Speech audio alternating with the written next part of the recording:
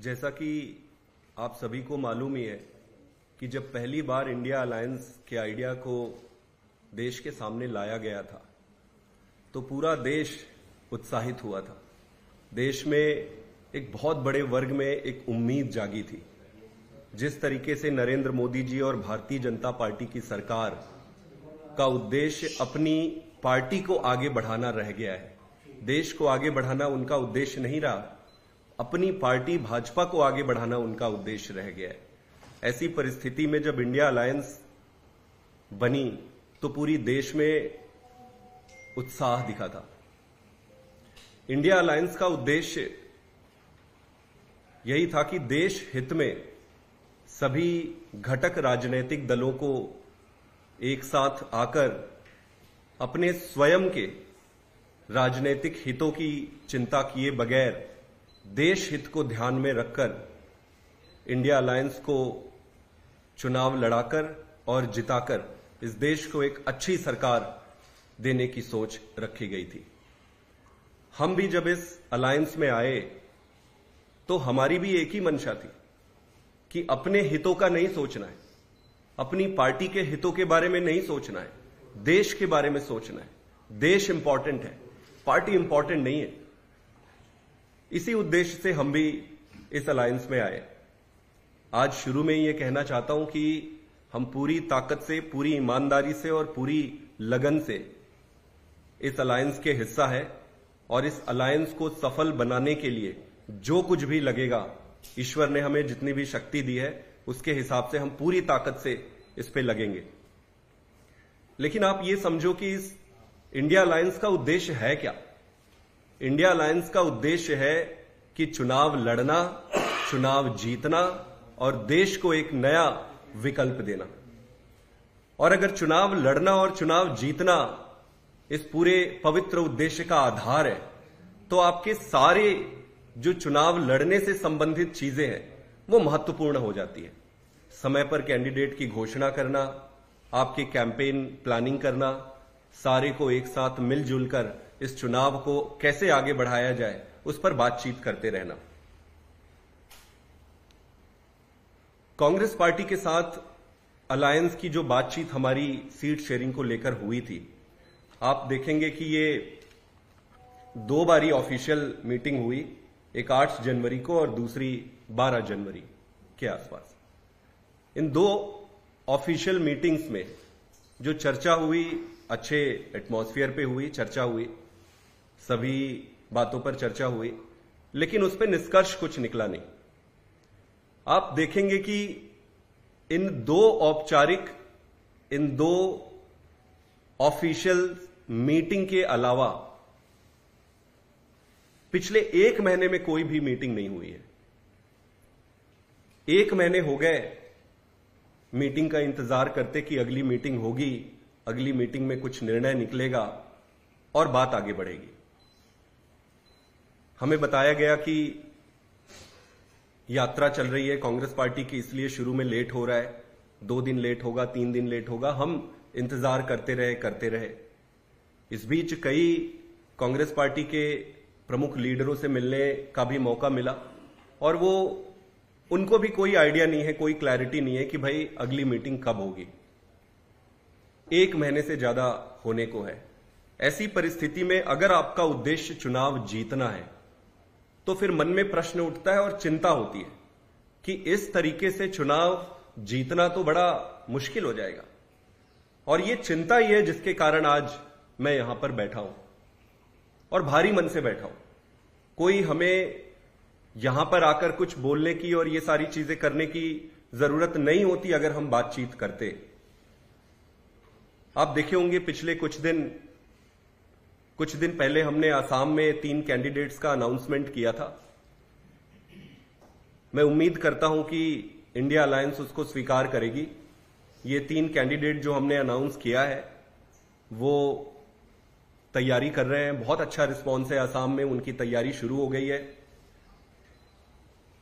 समय को देखते हुए आज मैं साउथ गोवा से भी आम आदमी पार्टी की तरफ से कैंडिडेट की घोषणा करता हूं। आम आदमी पार्टी की तरफ से हमारे लीडर वेंजी वेगास जो है, जो बेनुलिम से वहां के विधायक भी हैं, वो हम कैंडिडेट के रूप में उनकी घोषणा करते हैं और मैं उम्मीद करता हूं कि इंडिया अलायंस इसको स्वीकार करेगी, इसकी अनुमति देगी। आप देखेंगे कि गोवा के चुनाव जब हुए विधानसभा के, तो विधानसभा के चुनाव में आम आदमी पार्टी की 2 सीटें आई थी और दोनों सीटें साउथ गोवा में है। हमारे एमएलए वेंजी और क्रूज बहुत अच्छा काम कर रहे हैं, ये दोनों बहुत पॉपुलर है वहां पर।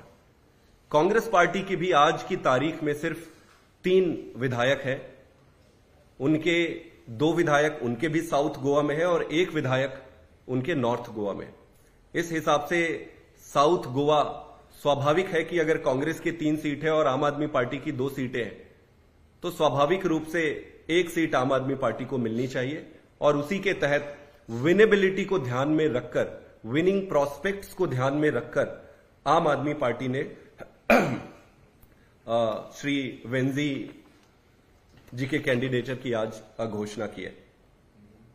इसी के साथ गुजरात में भी आज मैं 2 कैंडिडेट्स का अनाउंस करने जा रहा हूं।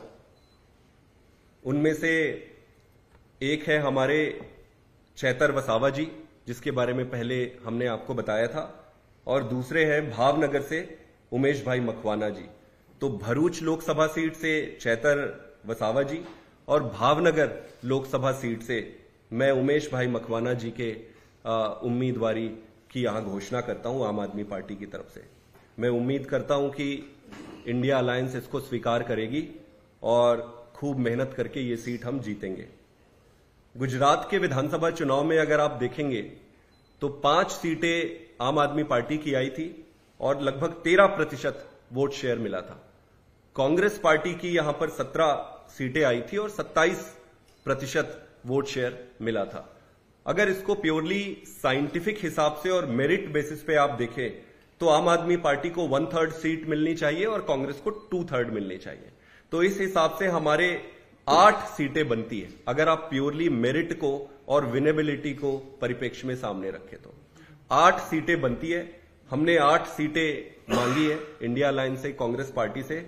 आज हमने 2 सीटें अनाउंस करी है, बाकी की 6 सीटों का कुछ दिन के बाद विचार करके आपके समक्ष रखेंगे।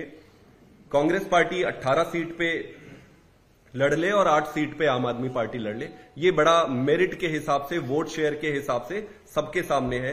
इस पे कोई लाग लपेट और कोई छुपाने की बात नहीं है। इसके साथ साथ दिल्ली के परिप्रेक्ष्य में भी मैं कुछ बातें रखना चाहता हूं। दिल्ली के चुनाव में भी आपने देखा होगा, लोकसभा में कांग्रेस पार्टी की 0 सीट है, विधानसभा में भी 0 सीट है, एमसीडी में चुनाव हुए उसमें 250 में से 9 सीटें कांग्रेस पार्टी की आई हुई है। अगर आप मेरिट बेसिस पे और ये पूरे आंकड़े को देखें तो कांग्रेस पार्टी की एक भी सीट इस डेटा के हिसाब से नहीं बनती है। लेकिन डेटा सिर्फ इंपॉर्टेंट नहीं है, जो अलायंस का धर्मा है और अलायंस का मान रखते हुए, कांग्रेस पार्टी की मान रखते हुए भी हम उन्हें 1 सीट ऑफर करते हैं। तो हमारा यह प्रपोजल है कि कांग्रेस पार्टी 1 सीट पे लड़े और 6 सीट पे आम आदमी पार्टी लड़े। आज कैंडिडेट की घोषणा हम नहीं कर रहे। मैं उम्मीद करता हूं कि दिल्ली के परिप्रेक्ष्य में बातचीत शुरू हो, बहुत जल्दी बातचीत का निष्कर्ष निकले, हम सारे अपने काम पे लगे, और अगर फिर भी निष्कर्ष नहीं निकलता है तो हम अगले कुछ दिनों में जो 6 सीट हम कह रहे हैं, उन 6 सीटों पे हम उम्मीदवार की घोषणा करेंगे और हम अपनी तैयारी, अपना काम शुरू करेंगे। गुजरात के परिप्रेक्ष्य में एक बारी मैं आपको फिर से एक चीज बताना चाहता हूं कि भरूच की सीट में जब हमने मांगा तो हमें कहा गया कि ये इमोशनल सीट है। हमने पूछा कि भाई ये क्यों इमोशनल है, तो बताया गया कि यहां अहमद भाई लड़ते थे और अब अहमद भाई की बेटी यहां से लड़ेगी। तो हमने इसका डेटा निकाला। डेटा अगर आप निकालेंगे तो 1977 से 1991 तक यहां पर चुनाव लड़े, उसमें आखिरी बार 1984 में कांग्रेस पार्टी जीती थी। 40 साल हो गए कांग्रेस पार्टी यहां चुनाव जीती नहीं है। उसको भी आप छोड़ दो, 2019 में आप देखेंगे कि बीजेपी को 55% वोट शेयर मिले थे और कांग्रेस पार्टी को 26% वोट शेयर मिले थे। तो पहली बात तो ये अहमद भाई वहां बहुत पहले लड़े थे, 1984 की बात है। ये 40 साल से यहां कांग्रेस हार रही। ना तो ये इमोशनल सीट है, ना अहमद भाई की सीट है, और ना ही ये कांग्रेस पार्टी की स्पेसिफिक सीट है जहां जीतने की प्रोबेबिलिटी है। मैं पूरी संजीदगी के साथ कहना चाहता हूं कि आज अगर भारतीय जनता पार्टी को हराना है तो आपको परिवारवाद से बाहर निकलना पड़ेगा। हमें यह नहीं देखना पड़ेगा कि कौन किसका रिश्तेदार है, किसको टिकट देनी चाहिए, किसका कौन रिश्तेदार है, किसको टिकट। आप प्योरली इस बात पे आपको जानना पड़ेगा कि कौन सी सीट कौन जीत सकता है और भाजपा को कौन हरा सकता है। आज भरूच में जिस तरीके से सेंटिमेंट से सारा का सारा भरूच चाहता है कि चैतर भाई वसावा उनके कैंडिडेट बने, सारा का सारा ट्राइबल समाज ये चाहता है कि चैतर भाई वसावा उनके कैंडिडेट बने। सारे भरूच में अगर इमोशनल बात कुछ है तो इमोशनल एक ही है, और वो है चैतर वसावा जी को वहां से कैंडिडेट बनाना चाहिए। मैं आज आपके सामने पूरी संजीदगी के साथ कहना चाहता हूं कि भारतीय जनता पार्टी को अगर एक सीट पे अगर कोई हरा सकता है तो हम भरूच की सीट पर चैतर भाई वसावा इंडिया अलायंस के तरफ से हरा सकते हैं। तो हमें ये देखे बिना कि किसके परिवार की क्या बनती है, ये देखे बिना ये देखना चाहिए कि कौन हरा सकता है भाजपा को। हमें कहा गया कि अहमद भाई की बेटी है मुमताज जी। मुमताज जी दिल्ली में रहती हैं, उनका कोई राजनीतिक पकड़ भी नहीं है।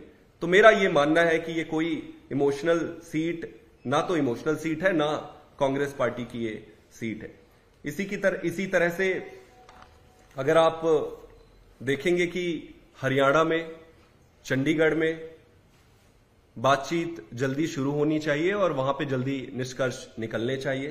पंजाब के बारे में हमने पहले स्पष्ट किया हुआ है कि वहां पर दोनों पार्टियों के जो ग्रुप हैं, स्टेट लेवल के जो लीडर हैं, पार्टी है, उन्होंने ये तय किया कि अलग अलग लड़ेंगे। उनका सम्मान करते हुए हमने ये तय किया है कि पंजाब में हम अलग अलग लड़ेंगे।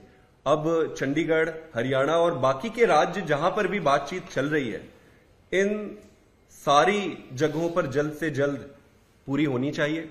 मोटा मोटे आज हम साउथ गोवा से एक कैंडिडेट अनाउंस किए और गुजरात से 2 कैंडिडेट हमने अनाउंस किए। मैं फिर आपके माध्यम से पूरे देश के सामने और सभी के सामने ये रखना चाहता हूं कि हम अलायंस धर्मा के पूरा सम्मान करते हैं।